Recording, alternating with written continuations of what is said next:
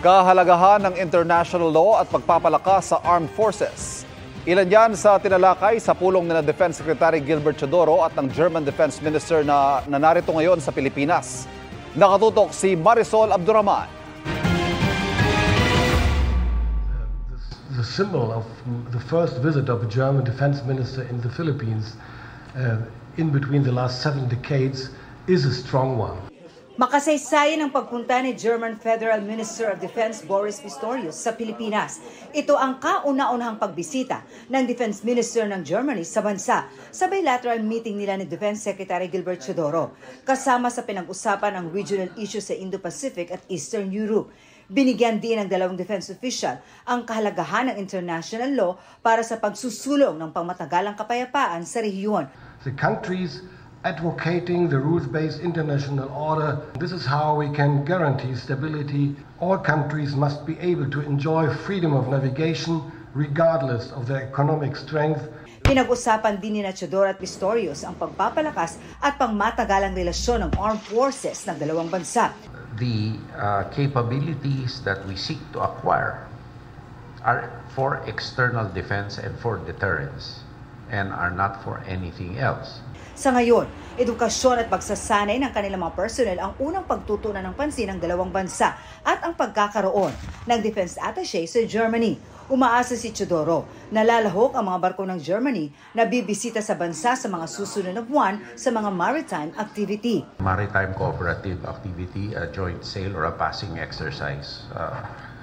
I hope this happens. We wish to open our defense attaché's office in Germany. Para sa GMA Integrated News, Marisol Abduraman. Nakatuto, 24 oras. Hinubog ng ilang taong dedikasyon sa training at pagsabak sa kompetisyon si Carlos Yulo bago po naging ikalawang gold medalist ng Pilipinas sa Olympics. Si Carlos din ang unang atleta mula sa Southeast Asia na nakaginto ngayong Paris Olympics. Ang kanyang humble beginnings sa pagtutok ni Von Aquino. Sa simpleng pagtumbling sa isang playground sa Maynila, nagsimula ang mahaba ngunit matagumpay na gymnastics journey ni Carlos Yulo. Then one time po, may lumapit po sa amin yung gymnast po siya. Sinabi niya sa amin na ba't hindi kayo sumali ng gymnastics? Matapos dumaan sa tryouts, nagsimula siyang mag-training sa edad na 7. Hanggang sumali at nanalo sa iba't ibang local gymnastics competitions, lalo na ang palarong pambansa. Sa edad na 13, sinanay siya ng Japanese coach na si Monehiro Kugimiya at lumipad papuntang Japan para mag-ensayo. Noong 2019, siya ang naging unang Filipino gymnast na nagkampiyon sa 2019 World Artistic Gymnastics Championship sa Germany at nakadalawang gintong medalya sa 30th Southeast Asian Games. Ilan lang yan sa mga nauwing medalya ni Carlos mula sa iba't ibang international gymnastics competition. Sabi noon ni Yulo, hindi po ako nag-aim ng medals sa lahat po ng competition po. Ang in-aim ko po yung mabigay ko po yung best performance ko po. Sa Tokyo Olympics, hindi pinalad na maka-podium finish si Yulo, pero sadyang itinadhana para sa kanya ang tagumpay sa Paris Olympics. Ang ama ni Carlos, magkahalong kaba at saya ang ramdam sa pagsalang ng anak sa men's floor exercise. Masaya po na kabado. Nakakaba rin po manood kasi minsan talaga pag tumitira talaga kailangan pagdarasal mo stick landing Talagang sa kanya talaga yung laban na yun. Nakita raw noon pa man ni Mark Andrew ang determinasyon ng anak sa gymnastics. Lubos din siyang nagpapasalamat sa Japanese coach ni Yulo na si Kugimiya na tumulong sa kanyang makapag-training sa Japan. Malaki po kasi utang na loob namin kay coach mo na Salamat po na kilala namin siya. Kundi dahil sa kanya, hindi uubog yung galing ni Kaloy sa kanya. Salamat po, coach mo Arigatou gozaimasu. Proud din ang dalawang kapatid ni Carlos na sumusunod na sa yapak ng kanilang kuya bilang gymnasts. Ang galing mo kuya, believe na believe ako sa'yo. Alam ko naman na kaya mo yan. Yun lang. Pero na proud po ako sa'yo. Congrats kuya, proud na proud kami sa'yo, sobra. Saksi ang pamilya ni Kaloy sa kanyang mga naging sakripisyo, paghihirap, pagkatalo at maging tagumpay sa gymnastics. At ngayong nakamit na niya ang gintong medalya sa Olympics. Hiling daw nila, huwag sanang magbago si Kaloy. Masaya ako para sa kanya na naipaglaban niya yung sarili niya. Naipaglaban niya yung bansa. Sana hindi siya magbago. May shoutout si Kaloy para sa kanyang ama. Sa tatay ko, Mark Andrew, love you. Congrats nak, love you too. Sana mag-usap-usap tayong family. Matapos na yung ano natin. Hindi naman masyadong problema na hindi naman totoo. Sana mag-usap-usap tayo, mag-banding tayo, magbalikan na lahat. God bless you and congrats nak. Laban Pilipinas. Para sa GMA Integrated News, Von Aquino, nakatutok 24 oras. Kontrolado na ang tagas ng langis mula sa lumubog na MT Terra Nova sa Bataan ayon sa Philippine Coast Guard. Bagaman kita pa rin ang oil sheen o langis sa tubig, mas mababa na raw sa 1 litro kada oras ang tumatagas mula sa barko. Inaasahang 2 linggo pa bago makapagsimula ang paghigop ng langis sa MT Terra Nova dahil tinatapos pa ang paggawa at paglalagay ng metal caps na pantakip sa mga valve ng barko. Sinimula naman ngayong araw ang paglalatag ng siphoning pipes o mga tubong hihigop ng tubig mula sa lumubog ng motor tanker Jason Bradley sa Mariveles, Bataan. Balak daw ng PCG na palutangin muna ang barko bago higupin ang mga langis mula rito.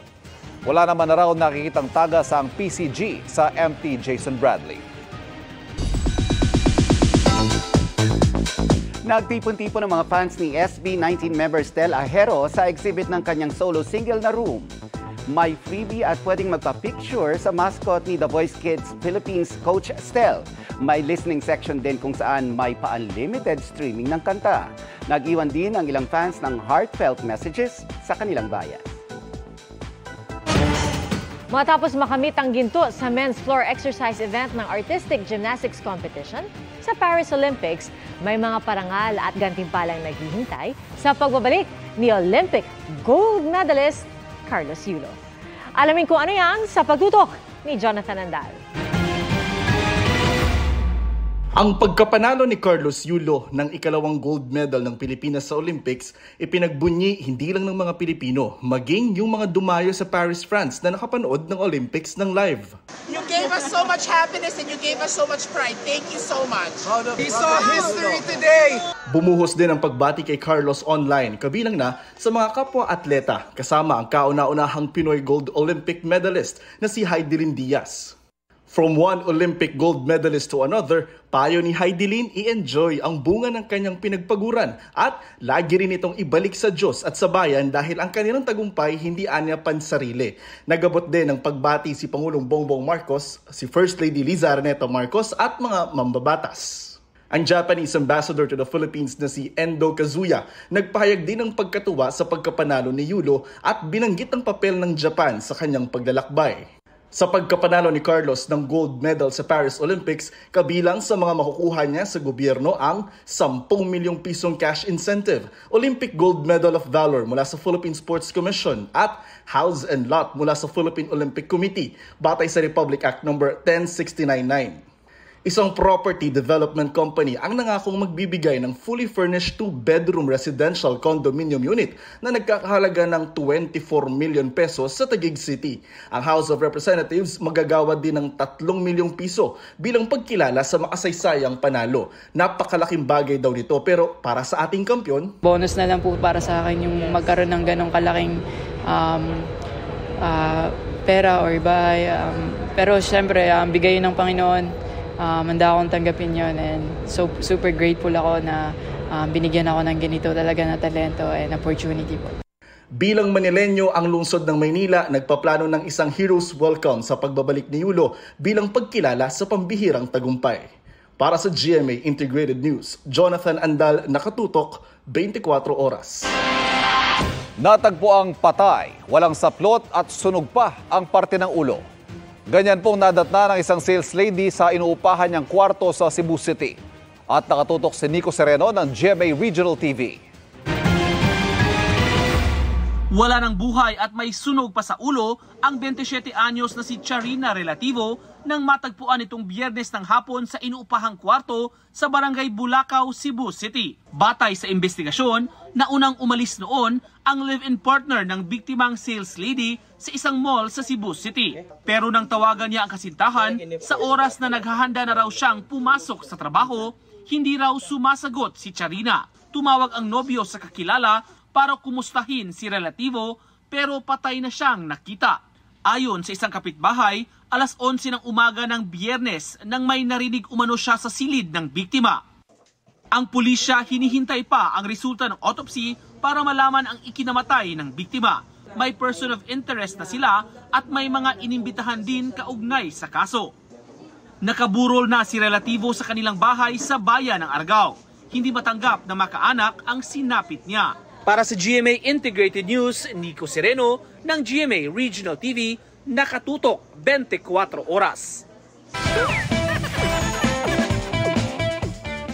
Kakaibang laban ang natunghayan ng mga manonood sa 2024 Paris Olympics. Kasunod ng matitinding laban sa badminton mixed doubles, ibang pagkawagi ang namutawi sa dalawang atletang Chinese. Matapos ang awarding, para sa gold medalist sa mixed doubles, pinuntahan ng kanyang teammate na atleta at agad na nag-propose. Kitang-kita ang gulat ng babae sa hindi inaasahang Olympic engagement ring. Kaya lalong napuno ang Paris na City of Love ng kilig. Mga kapuso, patuloy na tumutok sa mga balita. Mag-subscribe sa GMA Integrated News sa YouTube. Sa mga kapuso abroad, samahan niyo kami sa GMA Pinoy TV at www.gmanews.tv.